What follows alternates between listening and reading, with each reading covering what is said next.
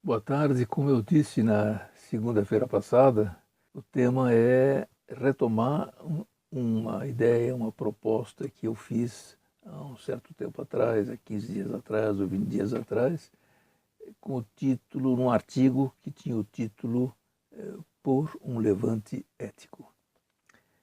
Na verdade, a necessidade de falar disso, de fazer essa proposta, me veio depois de ouvir o presidente falar em Washington que ele teria que primeiro destruir tudo para depois construir. É uma afirmação terrível e é o que nós estamos vendo acontecer.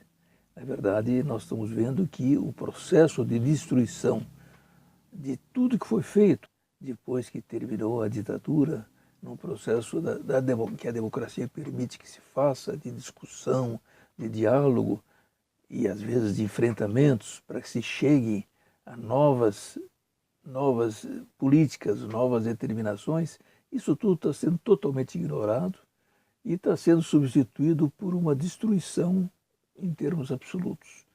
Inclusive, recentemente saiu um artigo de uma das nossas grandes jornalistas, Eliane Brum, que chama atenção para a perversidade do muito que está acontecendo, para a barbárie que isso significa e para a necessidade de nós reagirmos.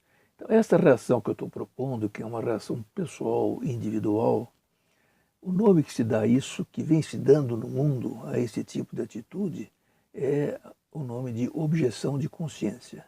Isso começou a idos muito para trás, na Guerra de 14 de 18, e se referia à recusa das pessoas a irem para a guerra.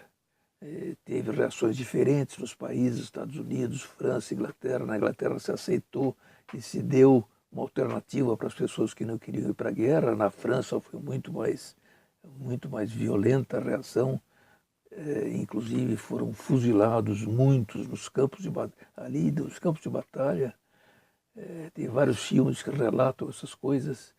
E, inclusive, sobre essa ação nos Estados Unidos, na última guerra, tem um filme recente chamado Até o Último Homem, e que conta a história que, por razões religiosas, um recruta se recusava a pegar armas.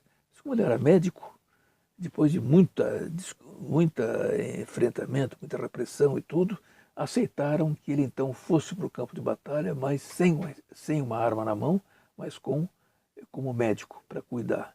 E essa pessoa, inclusive, no filme, é apresentado no final do filme como sendo o primeiro objetor de consciência americano.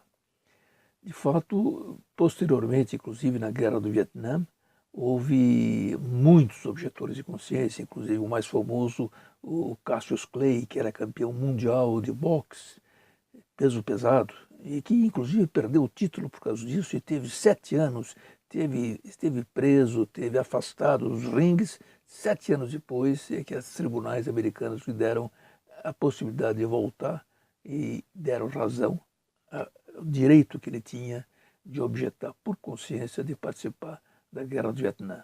Então, uma coisa que está vindo nos diferentes países de diferentes formas, inclusive na França se criou o Estatuto do Objetor de Consciência, quando houve a Guerra da Algéria. Aqui no Brasil já se abriu para o serviço militar, pode ser feita um tipo de serviço civil. Na área da saúde, já foi aberto para médicos que não estão de acordo com aborto, de não participarem desse tipo de atividade nos hospitais em que trabalham. Então, é uma coisa que já vem vindo, mas eu acho que é uma coisa que agora nós precisaríamos explorar mais. Ela tem muito a ver com a desobediência civil, portanto, isso tem que ser pensado, que isso vai ter repressão em cima das pessoas. Mas exatamente isso cria a oportunidade das pessoas se unirem na solidariedade. Quer dizer, todos os tipos de necessidades que passam a se criar para essas pessoas, seja apoio no emprego, seja apoio psicológico, seja apoio financeiro, seja apoio jurídico, isso pode ser dado pelos outros, que não participaram daquele ato, mas concordam com ele e querem apoiar aquela pessoa que fez. Então, essa é a ideia do levante ético. É um levante que vai implicar tanto as pessoas que fazem concretamente com que as coisas aconteçam e que passariam a se recusar a fazê-las, como implicar um esforço de solidariedade de todos para apoiar e dar retaguarda a essas pessoas.